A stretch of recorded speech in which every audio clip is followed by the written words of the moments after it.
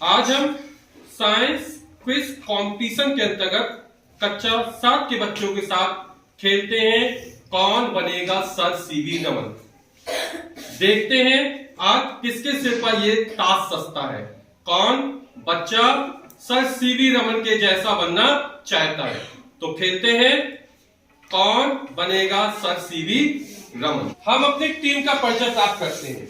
हाँ टीमें, मेरा नाम कुलदीप है, मैं कक्षा 7 में पढ़ता हूँ और मैं बड़ा होकर के डॉक्टर बनना चाहता हूँ। हाँ टीम बी, मेरा नाम संदीप है, मैं बड़ा होकर टीचर बनना चाहता हूँ, मैं कक्षा 7 में पढ़ता हूँ। Very good. टीम सी, मेरा नाम रोशनी है, मैं कक्षा 7 में पढ़ती हूँ, मैं बड़ी बनकर डॉक्टर बनना चाहती हूँ। Very good. तो पहला राउंड हमारा है रैपिड फायर क्वेश्चन राउंड। इसमें हम बच्चों से जल्दी जल्दी प्रश्न करेंगे और उनके पास लगभग 10 सेकंड का समय रहेगा। प्रत्येक सही जवाब बताने पर इनको +5 पॉइंट्स मिलेंगे और माइनस मार्किंग इस राउंड में नहीं है। यदि ये 10 प्रश्नों के सही जवाब दे जाते हैं तो इनको 10 अंक बोनस मिलेंगे। और हमारी टीम की स्कोरर है उत्तम और अवनीश कक्षा 8 से। तो पहला राउंड स्टार्ट करते हैं। हर टीमें तैयार हो? यस। चलो। नमक का अम्ल का रासायनिक सूत्र क्या है? NaCl। वेरी गुड, बिल्कुल सही है। पीली क्रांति कृषि के किस क्षेत्र से संबंधित है? तिलहन उत्पादन। बिल्कुल बिल्कुल सही है। बर्फ का गलनांक कितना होता है? 0 डिग्री सेल्सियस। बिल्कुल सही है। चांदी का प्रतीक क्या है? Ag। बिल्कुल सही जवाब है। पदार्थ की कितनी अवस्थाएं होती हैं? पदार्थ की 3 अवस्थाएं। कौन कौन सी? ठोस, द्रव, गैस। बिल्कुल सही जवाब है। कार, बस तथा ट्रक के चालक के पास बाहर दाईं ओर कौन सा दर्पण लगा होता है? उत्तल दर्पण। बिल्कुल सही जवाब है। अगला प्रश्न है शरीर में रुधिर की कमी के कारण कौन सा रोग हो जाता है? एनीमिया। बिल्कुल सही जवाब है। अगला प्रश्न पत्तियों में नन्हे नन्हे छिद्र होते हैं जिससे गैसों का विनिमय होता है, इन छिद्रों को क्या कहते हैं? रंग। बिल्कुल सही जवाब है। अगला प्रश्न कौन सा एंजाइम दूध को दही में बदलता है? रेनिन। बिल्कुल सही जवाब है। अगला प्रश्न है आवर्त काल किसे कहते हैं? कंपन करने वाली वस्तु द्वारा प्रति सेकंड में किए गए कंपनों की संख्या को उसकी आवृत्ति कहते हैं। आवृत्ति नहीं, आवर्त काल। और ये गलत जवाब है। अब हम बच्चों से पूछेंगे। अब कुलदीप ने कुल 9 प्रश्नों के सही जवाब दिए। एक बार इसके लिए ताली बजा दो जोरदार। हाँ, आवर्त काल किसे कहते हैं? कौन बताएगा? कक्षा 7 में हो इसके तो कंपन करने वाली या दोलन करने वाली कोई वस्तु एक दोलन पूरा करने में जितना समय लेती है उसके आवर्तकाल कहते हैं। बिल्कुल सही जवाब है। एक बार जोरदार ताली बजाओ इसके लिए। आवर्त काल की परिभाषा बिल्कुल सही बताइए कि एक कंपन या एक दोलन पूरा करने में जितना समय लगता है उसे आवर्त काल कहते हैं या दोलन काल भी कहते हैं और इसका मात्रक सेकंड होता है। टीम तैयार हो? यस। कोई दिक्कत नहीं ना? बिल्कुल हंसते हुआ चेहरा है ना। तो स्टार्ट करते हैं टीम बी के साथ। कास्टिक सोडा का रासायनिक सूत्र क्या है? HO2C। गलत जवाब। अगला प्रश्न है श्वेत क्रांति किस क्षेत्र से संबंधित है? गलत जवाब है। जो श्वेत क्रांति है वो दूध के उत्पादन से संबंधित है। अगला प्रश्न है आर्गन का प्रतीक क्या है? AR। बिल्कुल सही जवाब है। अगला प्रश्न फ्लोरीन का प्रतीक क्या है? FE। गलत जवाब। फ्लोरीन का प्रतीक है F। अगला प्रश्न अम्ल किसे कहते हैं? अम्ल वो है जो स्वाद में खट्टा प्रतीत होता है, उसे अम्ल कहते हैं। बिल्कुल सही जवाब है। वे पदार्थ जो स्वाद में खट्टे होते हैं उसे अम्ल कहते हैं। अगला प्रश्न है किस रोग में प्लेटलेट्स की संख्या कम होने लगती है? डेंगू रोग। बिल्कुल सही जवाब है। अगला प्रश्न स्पष्ट प्रतिध्वनि सुनने के लिए स्रोत और परावर्तित तल के बीच कम से कम कितनी दूरी होनी चाहिए? 16.6 मीटर। बिल्कुल सही जवाब है। अगला प्रश्न लाल रुधिर कणिकाओं का जीवन काल कितना होता है? 100 से 120 दिन। बिल्कुल सही जवाब है। अगला प्रश्न है कौन से दांत फाड़ने का कार्य करते हैं? रत्ना। बिल्कुल सही जवाब है। अंतिम प्रश्न है जीवों द्वारा भोजन ग्रहण करने एवं पचाने की क्रिया को क्या कहते हैं? बिल्कुल सही जवाब है, जोरदार ताली बजाओ इसके लिए। टीम बी संदीप के कुल 7 प्रश्न सही हैं। टीम सी रोशनी तैयार हो? थोड़ी तेज आवाज में तैयार हो? हाँ, पहला प्रश्न है सल्फ्यूरिक अम्ल का रासायनिक सूत्र क्या है? बिल्कुल सही जवाब है। अगला प्रश्न है हरित क्रांति कृषि के किस क्षेत्र से संबंधित है? फसल उत्पादन, बिल्कुल सही है। अगला प्रश्न है पूर्ण परजीवी पौधे का एक उदाहरण। पूर्ण परजीवी पौधे का बिल्कुल सही जवाब है, अमरबेल है। अगला प्रश्न है पारा का प्रतीक क्या है? बिल्कुल सही जवाब है। अगला प्रश्न है क्षार किसे कहते हैं? जो खाने में कड़वे या कसाई लगते हैं। बिल्कुल सही जवाब है, वे पदार्थ जो खाने में या स्वाद में कड़वे या कसैले होते हैं उसे क्या कहते हैं? क्षार कहते हैं। अगला प्रश्न है यदि आपतन कोण का मान 60 डिग्री है तो परावर्तन कोण का मान कितना होगा? 60 डिग्री। बिल्कुल सही जवाब है। अगला प्रश्न पराशर ध्वनि की आवृत्ति कितनी होती है? 20 हर्ट्ज से 20,000। गलत जवाब है, पराशर जो तरंगे होती है उसकी आवृत्ति होती है 20,000 हर्ट्ज से ज्यादा होती है। ठीक है, 20,000 हर्ट्ज से ज्यादा होती है।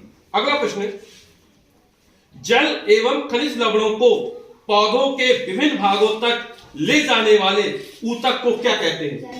बिल्कुल सही जवाब है। अगला प्रश्न है प्रकाश संश्लेषण का अंतिम उत्पाद क्या है? ग्लूकोज नामक शर्करा एवं ऑक्सीजन गैस। बिल्कुल सही जवाब है। और अंतिम प्रश्न है जल का क्वथनांक कितना होता है? 100 डिग्री सेल्सियस। एक बार जोरदार ताली बजा दो। इस व्यक्ति ने कुल 9 प्रश्नों के सही जवाब दिए हैं, एक बार जोरदार ताली बजा दो। फर्स्ट राउंड के अंत में टीम का स्कोर इस प्रकार है team A 45 marks, team B 35 marks and team C 45 marks. अब सेकंड राउंड है हैंड रेस राउंड। इसमें सही जवाब देने पर प्लस 15 मार्क्स मिलेंगे, यदि गलत जवाब दिया तो उसमें -5 मार्क्स है। जो बच्चा सबसे पहले हाथ ऊपर करेगा वही सबसे पहले जवाब देगा। तो स्टार्ट करते हैं। पहला प्रश्न है कॉकरोच में श्वसन होता है? ए फेफड़ों द्वारा, बी श्वास रंध्रों द्वारा, सी गिल्स द्वारा, डी त्वचा द्वारा। तो सबसे पहले हाँ संदीप जवाब देंगे इसके लिए। श्वास रंध्रों द्वारा, है ना? बिल्कुल सही जवाब है, प्लस 15 मार्क्स इसके लिए। एक बार ताली बजाओ इसके लिए। अगला प्रश्न अतिरिक्त जल का अवशोषण आहार नाल के किस भाग में होता है? ए छोटी आंत, बी बड़ी आंत, सी मुख कुआ और डी ग्रास नली। हाँ कुलदीप बड़ी बिल्कुल सही जवाब है, जोर ताली बजा दो। प्लस 15 मार्क्स है। अगला प्रश्न चेचक के रोगाणु का नाम है? A rhino virus, B variola virus, C argo virus और डी पेस्टिस जीवाणु। कुलदीप हाँ वेरियोला वायरस। और इसका ये जवाब बिल्कुल सही, जोर ताली बजा इसके लिए। संचारी रोग का उदाहरण नहीं है? ए हैजा, बी चेचक, सी टीबी और डी डायबिटीज। सबसे पहले संदीप कुलदीप हाँ कुलदीप जवाब दो। डायबिटीज बिल्कुल सही जवाब है, एक बार जोरदार ताली बजा इसके लिए।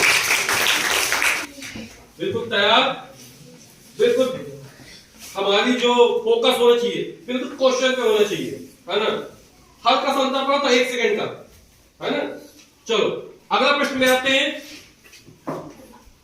रासायनिक परिवर्तन है? ए कोयले को पीस कर पाउडर बनाना, बी कागज के टुकड़े करना, सी कांच की बोतल का टूटना, डी कागज का जलना। हाँ कुलदीप कागज का जलना। और ये जवाब क्या हो सकता है, क्या लगता है? सही सही है। हाँ तो जोरदार ताली बजाओ, जोरदार ताली बजाओ। इसके पहले जो भी हमने लिए, कोयले को पीस कर पाउडर बनाना, कागज के टुकड़े करना या कांच की बोतल का टूटना, ये हमारे भौतिक परिवर्तन है। इसमें कोई भी नया पदार्थ नहीं बन रहा है। लेकिन जब कागज जल जाता है तो हम देखते हैं वो राख हो जाता है ना, एक नया पदार्थ बन जाता है। फिर उस राख से कागज नहीं बन सकता है। तो ये जो परिवर्तन था वो हमारा रासायनिक परिवर्तन था, कागज का जलना। और इसके पहले जितने परिवर्तन थे वो भौतिक परिवर्तन थे। अगला प्रश्न, सोडियम कार्बोनेट के एक अणु में कितने परमाणु होते हैं? ए 5 परमाणु, बी 6 परमाणु, सी 7 परमाणु और डी 3 परमाणु।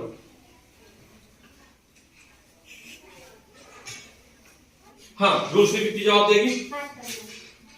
और ये जवाब है गलत जवाब और -5 मार्क्स। हम ऑडियंस सॉरी बच्चों से पूछेंगे कि इसका आंसर क्या हो सकता है। क्या आंसर है? बिल्कुल सही जवाब, ताली बजा उसके लिए। सोडियम कार्बोनेट का सूत्र होता है Na2CO3, है ना। तो 2 सोडियम के परमाणु हो गए Na2, फिर C एक कार्बन का परमाणु, तो 3 हो गए, और O3 3 ऑक्सीजन के। तो कुल 6 परमाणु मिलकर हमारा सोडियम कार्बोनेट का एक अणु बनता है। इसमें 2 सोडियम के परमाणु होते हैं, एक कार्बन का परमाणु होता है और 3 ऑक्सीजन के परमाणु होते हैं। अब राउंड सेकंड में 4 प्रश्न और रह गए हैं। अगला प्रश्न, किस दर्पण के सामने वस्तु चाहे जहां पर स्थित हो उसका प्रतिबिंब सदैव सीधा, आभासी तथा वस्तु से छोटा बनता है? ए ऑप्शन उत्तल दर्पण, बी ऑप्शन अवतल दर्पण, सी ऑप्शन समतल दर्पण और डी ऑप्शन उत्तल लेंस।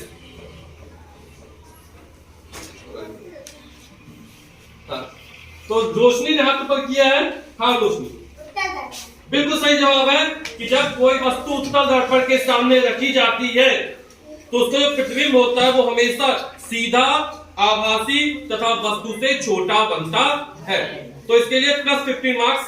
पदार्थ की अवस्था परिवर्तन के समय कौन सी भौतिक राशि नहीं बदलती है? ए दाब, बी ताप, सी आयतन और डी क्षेत्रफल। कुलदीप बिल्कुल सही जवाब है, ताली बजा दे बच्चों का। और अगला प्रश्न है, ऐसा पद्धति में आवृत्ति का मात्रक है? पहला second, A option second, B hertz, C kilogram और डी मीटर। हाँ कुलदीप, हर्ट्ज। और ये जवाब हमारा क्या हो सकता है? सही है। तो बिल्कुल सही है। जो आवृत्ति का मात्रक है वो प्रति सेकंड है या हर्ट्ज है ना। तो इसका बिल्कुल सही जवाब है। अगला प्रश्न है और अंतिम प्रश्न है हमारा, साइट्रस नींबू जाति फलों में प्रचुर मात्रा में पाया जाता है? A vitamin A, B vitamin B, C vitamin C और डी विटामिन डी। हाँ तो रोशनी जवाब दो। Vitamin C. बिल्कुल सही जवाब है कि जो नींबू जाति या साइट्रस फलों में प्रचुर मात्रा में विटामिन सी पाया जाता है। तो एक बार जोरदार ताली बजाइए। तो राउंड बी के अंत में टीम ए से कुलदीप ने कुल 6 प्रश्नों के सही जवाब दिए। टीम बी से संदीप ने 1 प्रश्न का सही जवाब दिया और टीम सी से रोशनी ने 2 प्रश्नों के सही जवाब दिए और 1 प्रश्न का गलत जवाब दिया। अगला राउंड हमारा है pick up paper slip round. यहाँ ग्लास में कुछ पेपर की स्लिप है जिसको बच्चे एक एक करके उठाएंगे। सही जवाब देने पर इन लोगों को +20 मार्क्स मिलेंगे और गलत जवाब देने पर कोई भी माइनस मार्किंग नहीं है। यदि ये सही जवाब नहीं दे पाएंगे तो ये क्वेश्चन आपके पास चला जाएगा। टीम ए से स्टार्ट करते हैं। गोलीय दर्पण के मुख्य फोकस से क्या तात्पर्य है ना। गोलीय दर्पण के मुख्य फोकस से क्या तात्पर्य है? गोलीय दर्पण के मुख्य गोलीय दर्पण के मुख्य अक्ष के समांतर आपतित किरणें गोलीय दर्पण से परावर्तित होकर मुख्य अक्ष से जिस बिंदु पर मिलती हैं उसे गोलीय दर्पण का फोकस कहते हैं। चलो बिल्कुल सही जवाब है, ताली बजा दो। गोलीय दर्पण के मुख्य अक्ष के समांतर आने वाली प्रकाश की किरणें परावर्तन के पश्चात जिस बिंदु पर मिलती हैं या मिलती हुई प्रतीत होती है उसे मुख्य फोकस कहते हैं गोलीय दर्पण का। ठीक है। अम्ल को तनु बनाते समय किस बात का विशेष ध्यान रखना चाहिए? हाँ, इसका प्रश्न है, अम्ल को तनु बनाते समय, डाइल्यूट करते समय यानी पतला करते समय किस बात का ध्यान रखना चाहिए? पहले पानी गिलास में जैसे भरा है उसमें गिलास में जैसे पानी है उसमें अम्ल धीरे धीरे कर डालना चाहिए। यानी पहले पानी ले लें कि पहले अम्ल ले लें? पहले पानी ले लें। हाँ, पहले पानी ले लें, फिर अम्ल उसमें थोड़ा थोड़ा कर धीरे धीरे डालना चाहिए। बिल्कुल सही जवाब। एक बार ताली बजा दो इसके लिए।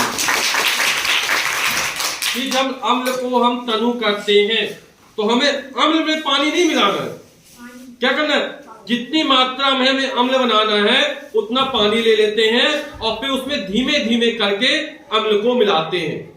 ठीक है। अगला,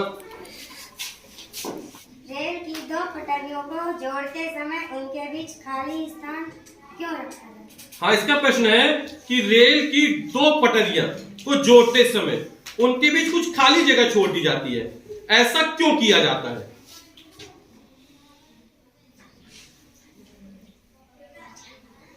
नहीं, तो नंबर नहीं पता है, ये तो किताब में लिखा हुआ क्वेश्चन है।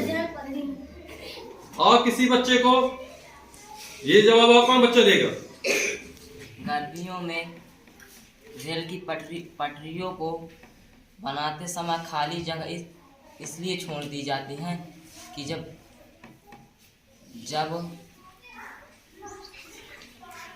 ऊष्मा का प्रसार होता है पटरियों पर तो पटरियां फैलती हैं और खाली जगह अगर ना छोड़ी जाए तो ट्रेन जब आती है तो पटरियां टेढ़ी मेढ़ी हो जाएंगी।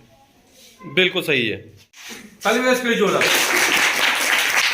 रेल की दो पटरियों को जोड़ते समय उनके बीच खाली स्थान इसलिए छोड़ देते हैं कि लोहा और उसको गर्मी मिलेगी तो गर्मी फैलकर लोहे में प्रसार होता है, फैलता है, और यदि वो चिपकी छोड़ दी जाए, है ना, तो लोहा फैलेगा, उसमें प्रसार होगा तो पटरियां टेढ़ी मेढ़ी हो जाएंगी और जब उसमें ट्रेन जाएगी तो दुर्घटना होने की संभावना होती है। इसलिए क्या करते हैं, उनके बीच में खाली स्थान छोड़ दिया जाता है। इसी तरह लोहे के दो खंभों के बीच जब बिजली के तार जाते हैं तो उसको कसकर नहीं बांधा जाता है। क्यों? क्योंकि ठंडियों में लोहा सिकुड़ेगा, तार सिकुड़ेंगे तो टूट सकते हैं, इसलिए वो ढीले बांधे जाते हैं। ठीक है। तो ऊष्मीय प्रसार पर ये घटना आधारित है। परपोषी पौधे किसे कहते हैं? ये कितने प्रकार के होते हैं? हाँ, वे पौधे जो अपने भोजन का निर्माण स्वयं करते हैं या दूसरे पौधों पर निर्भर होते हैं उन्हें परपोषी पौधे कहते हैं। ये 4 प्रकार के होते हैं: मृतोपजीवी, सहजीवी, परजीवी, कीट भक्षी। बिल्कुल सही जवाब दिया, ताली बजा दो। ऊर्जा संरक्षण का नियम क्या है? हाँ, इसका प्रश्न है, ऊर्जा संरक्षण का नियम क्या है? Law of conservation of energy. हाँ, बताएगा। पता नहीं? पता? हाँ, आप लोग में से कोई बताएगा ऊर्जा संरक्षण का नियम क्या है? कौन बताएगा? ऊर्जा संरक्षण का नियम क्या है? कौन बताएगा? ऊर्जा संरक्षण का नियम है कि ऊर्जा को ना तो उत्पन्न किया जा सकता है और ना ही नष्ट किया जा सकता है। इसे केवल एक रूप से दूसरे रूप में परिवर्तन ही संभव है। ये हमारा ऊर्जा संरक्षण का नियम है। ये तुम लोगों को नहीं पता था क्या? पता था ना, बस नाम से पता, सिद्धांत नहीं बता पाया था ना, ये तो पता था ना। चलो, सेल्सियस पैमाने पर ताप सिर्फ तथा फ़ारेनहाइट पैमाने पर ताप F में क्या संबंध? हाँ बताओ। C/100 बराबर F-32/180 या C/5 बराबर F-32/9। बिल्कुल सही जवाब है, ताली बजा दो बच्चों। जब आप हाँफते हैं तो मुंह खुल जाता है, ऐसा क्यों? जब आप हाँफते हैं, है ना, जब हम दौड़ लगाते हैं तो हमारा मुंह खुल जाता है, ऐसा क्यों? जब हम दौड़ते हैं या भारी काम करते हैं तो हमारी ज्यादा ऊर्जा खर्च होती है। इस ऊर्जा की पूर्ति के लिए हमें अधिक ऑक्सीजन की जरूरत पड़ती है। तो जब हम हाँफते हैं तो हमारा मुंह खुल जाता है और अतिरिक्त ऑक्सीजन की पूर्ति कर लेते हैं। बिल्कुल सही है, एक बार फिर ताली बजा दो। परावर्तन के नियम क्या हैं?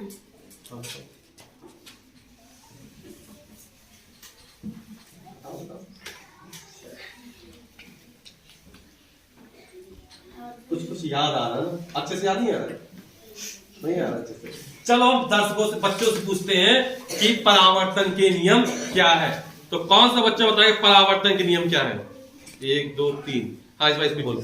आपतित किरण, परावर्तित किरण तथा आपतन बिंदु पर अभिलंब तीनों एक ही तल पर स्थित होते हैं और आपतन कोण परावर्तन कोण के बराबर होता है। बिल्कुल सही जवाब है, एक बार ताली बजा दो। अभी लास्ट पर्ची बची, मजबूरी है कि इसको यही पर्ची उठानी पड़ेगी, कोई चॉइस नहीं बची है। मैं ही निकाल देता हूं, मत कष्ट करो। मैं ही क्वेश्चन पढ़ देता हूं, ठीक है। ऑप्शन 3 अम्लों के रासायनिक सूत्रों के नाम बताइए। 3 अम्ल और उसके रासायनिक सूत्रों के नाम। अम्ल कोई भी हो सकते हैं, प्रबल दुर्बल से कोई मतलब नहीं, कोई भी अम्ल के नाम बताने, उसके रासायनिक सूत्र बताने। हाइड्रोक्लोरिक अम्ल HCl। हाँ वेरी गुड। नाइट्रिक अम्ल HNO3। बिल्कुल सही है। सल्फ्यूरिक अम्ल H2SO4। इसको तीनों पता है, एक आता पता है क्या? हाँ बता दो। एसिटिक अम्ल CH3COOH। वेरी गुड, ताली बजा दी होता है। तो हम अपने एक्सपर्ट से जानना चाहते हैं कि टोटल कितना हुआ है। जब कैलकुलेट कर रहे हैं तब तक हम बच्चों से प्रश्न पूछते हैं और बच्चे जो सही जवाब बताएंगे उसके लिए भी आप लोगों को फिर से इनाम है, ठीक है। क्वेश्चन है आर्किमिडीज का सिद्धांत क्या है, कौन बताएगा? बहुत सारे हाथ ऊपर उठ गए, है ना। रविता बिट्टी बताएगी आर्किमिडीज का सिद्धांत। जब कोई वस्तु किसी द्रव में पूर्ण रूप से या आंशिक रूप से डुबोई जाती है तो उसके भार में कमी प्रतीत होती है। भार में यह आभासी कमी वस्तु द्वारा हटाए गए द्रव के भार के बराबर होती है। बिल्कुल सही जवाब है।